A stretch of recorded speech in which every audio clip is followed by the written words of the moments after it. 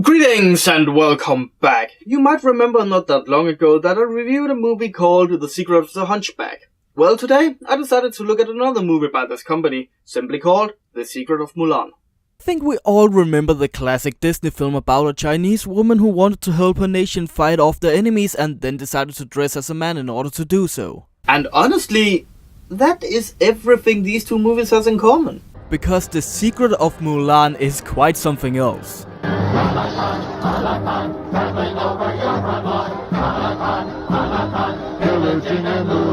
Apart from bursting out into song right at the very beginning, wow, talk about uninteresting, man. If there was a prize for shortest time before a song in an animated movie, Tom Thumb meets Thumbelina would have won, but this would have been a close second.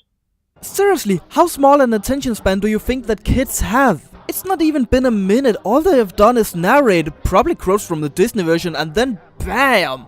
Song. Oh, and also, before I forget, the secret of Mulan is not that she's a woman dressed up as a man.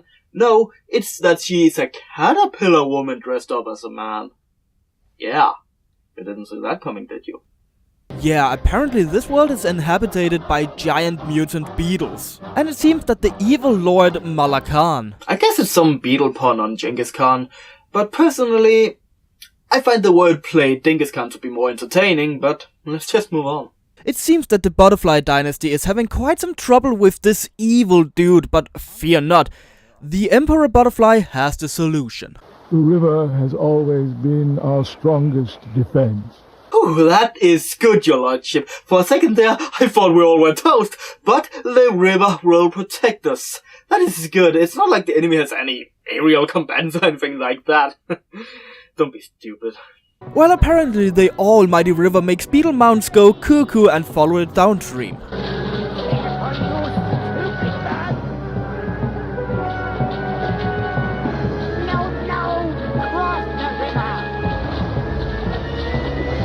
Yeah, I mean, seriously? Had they been washed away or something like that? I could understand this, but this is just dumb.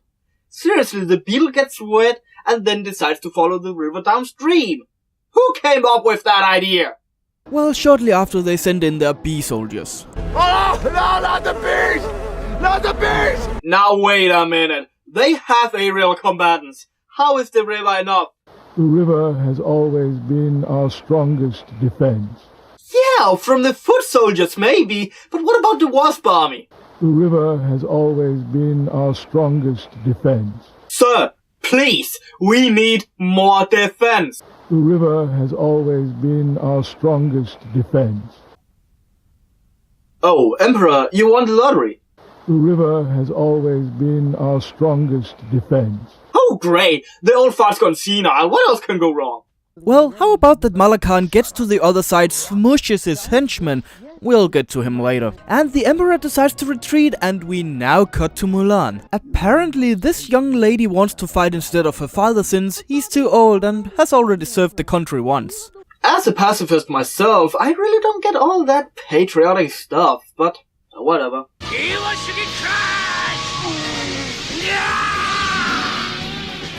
So being sad that she was born without another gender, Mulan gets down and leaves to find solitude and quiet in the rich land of... For honor, for country, I'm told to keep my place. Wow, it's been like 8 minutes, people. Couldn't you, I don't know, cut down on the songs?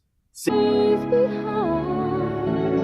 I don't know why, but that's what I must do. Gee, for a song about patriotism and supporting your country? It sure is so bland and boring that I'm voting for the other country because they can't possibly be any worse! So now Mulan is done with this boring, bland, unoriginal and even worse animated song. She is now ready to leave home with her mouse servant and they join the battle. Soldier Hua reporting for duty. Join the platoon, Hua. We march to battle. Okay, you would probably think that we should discuss why they send completely untrained men into battle with bloodthirsty hardened veterans on the other side. But honestly, I'm more baffled about the mouse servant. Is mammals just inferior beings in this world? Do they want to be servants? And also, who takes the servants with them to the front lines without any equipment whatsoever? So many questions about Christmas. They finally engage in battle as uninteresting as they can make it, and obviously enough. You know those men that sent into battle with no training whatsoever? Probably not even a survival crash course. Yeah, they get beat up pretty badly. Well, that is until Foot Soldier Hoo-Ha, as Mulan is calling herself, decides to take action. Never give up hope!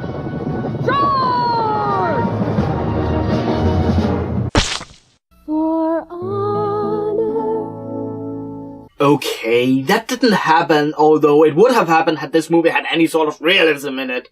What am I saying? I'm sitting here watching a movie about giant mutant caterpillars. Why would they include any realistic scenes?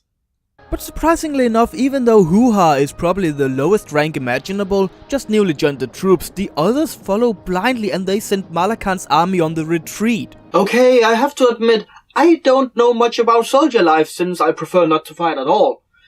But would other soldiers just charge in because a random grunt told them to? Is that really a thing? Well, never mind, because Hoo-Ha disobeyed orders and took charge where she wasn't allowed to, she's sentenced to execution since that is usually how it works. In recognition of outstanding courage and loyalty to the Emperor, I hereby appoint Soldier Hua captain of the White Chrysanthemum platoon. Or promoted to captain, apparently. I'm sorry, I guess I've seen too much Gundam lately. The news is spread to the Emperor Butterfly through this prince messenger. No, that's not the royal chat forum on the internet. It's a prince who got nothing better to do. Or it's a really good messenger. Is it? No thanks? No nothing? I am a royal blood. Dude, seriously? I think I smell an obvious turncoat here. Due to this unfortunate event, Malakan decides to figure out how to get a spy. Yes. Find me a traitor, Bowtie. Gee, I wonder who that could be. Well, never mind that. Apparently Hoo-Ha and this dragonfly named Xing Xing is sent out to spy in the middle of the daylight, feet away from the camp with no camouflage whatsoever. What could go wrong? Well, for starters, they are spotted, but fear not, 2 young women can beat up these well-trained men easily.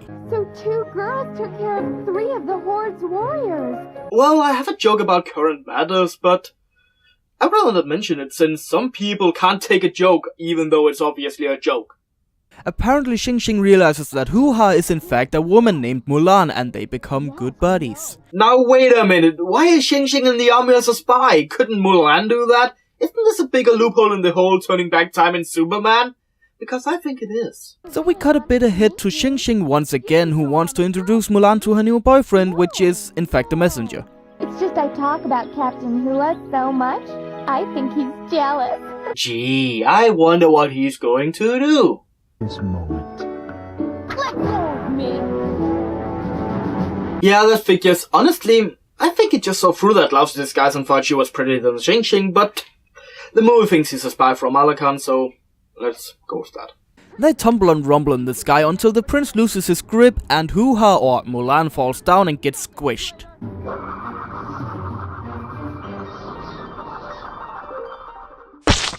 For honor.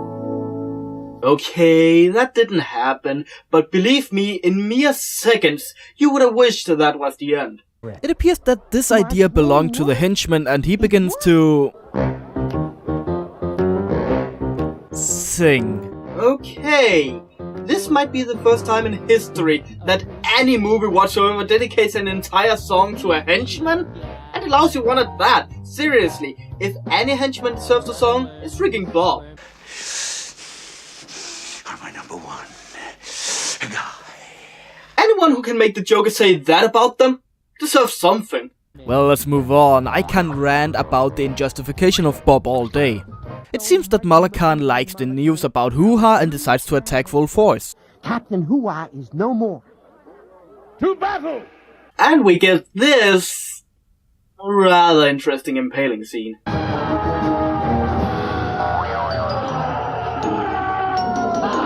Yeah, they made it all cartoony, what a joke! Look, I know it's for kids, but seriously, why even incorporate an impaling scene if you're going to go all Three Stooges on us? Hey, that's an insult! Well, now, I was only joking. Carry on. Meanwhile they do that, we see that Mulan is turning into a cocoon and then shortly after cuts to the castle in flames. Well, what happened to that precious river that was supposed to save you? Wait a minute, what a douchebag! He has to be carried away from danger. Seriously, man? Even Scooby and Shaggy would say, dude, that is way too much. Get up and run yourself, you dunderhead. Anyway, it seems that they are on their way to escape and we see the comedic relief that is this rabbit and mouse rodent thing. Those are the Emperor's pillows, not yours, anyhow. Oh, right. Want to share some of your wisdom so I don't mind the cold? Take a close look at this, guys. This is the only time they do something that could pass as beginner's jokes. Apart from this, they are not even in the goddamn movie. Well, meanwhile they do that, we cut from time to time again to the middle of the day, so someone apparently forgot to mention that you don't cut in time in this manner. Anyway, we cut to Xing Xing, who's trying to find Mulan. Lonely, white toy. I am not your toy. That happened, apparently. I'm pretty sure there's some sort of innuendo in there somewhere, but I'm just not childish enough to find it. Well, never mind that, it appears that after most of the cutaways are done, probably got lessons from Family Guy, seriously. Mulan finally hatches weeks after and she has to save the day. It's been weeks. We've lost battle after battle. So they decide to hide that she's a butterfly and decides to attempt to fool the army into thinking she's still a caterpillar. And despite her missing 4 legs, it actually works. I guess she told them a birdman ate them. And since Hoo-Ha's been gone in weeks, he is probably going to be executed for deserting. As your disappearance was not under your control, I welcome you back. General Hua. Or he gets a big fat promotion, apparently. I'm sorry, if the army's life is this easy, I should have joined years ago. With my attendance ratio, I would have become a 1,000-star general by now. Well, we are now entering the final battle of both sides. It is Malakan versus the prince, the actual prince, not the messenger prince. The soldier prince, let's just call him that. He's bland, boring, and really not that much in the foreground. But apparently, it's an epic battle or a duel between these two. Or they're going to use spiders? They manages to immobilize the soldier prince and they now know that Malakan doesn't play fair, so they have to put all their forces into a well thought out strategy. Malakan, face me! Warrior to warrior. No more tricks. Or they're making the exact same mistake again. They are duking it out with Malakan. He's already been seen cheating once. Of course he's going to. You're all that stands between me and conquest? Oh, come on! That is page 3 of Bad Movie Cliché 101. Show the villain cheat once, then shortly after follow the rules. Well, they brawl it out. It appears that Hoo-Ha is losing until she realizes, hey, I can fly, turns it all around, and Malakan is the one to fall now. And that's the end of the movie. What a piece of sh**.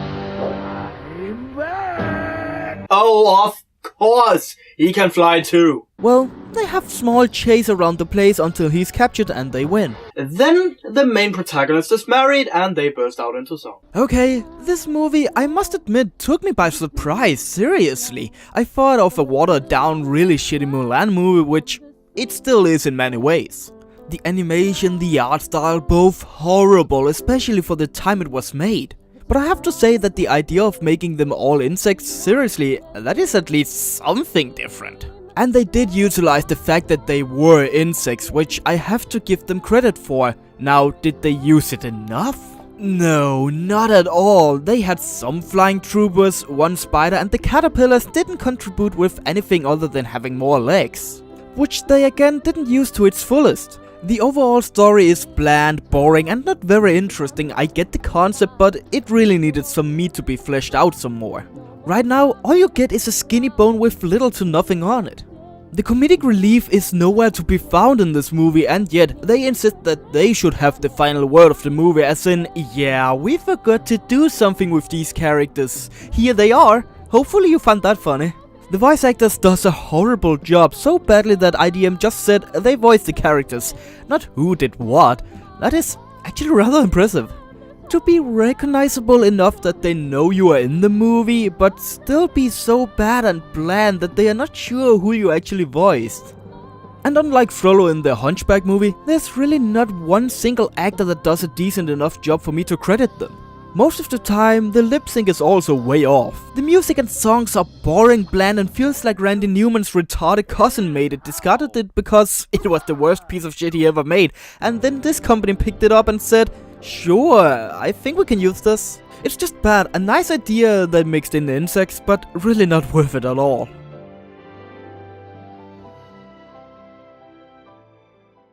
They should have combined the time and effort on the Hunchback and Mulan and then created something, I don't know, mediocre, which maybe could have happened. I'm the Angrynator, terminating bad movies for your entertainment.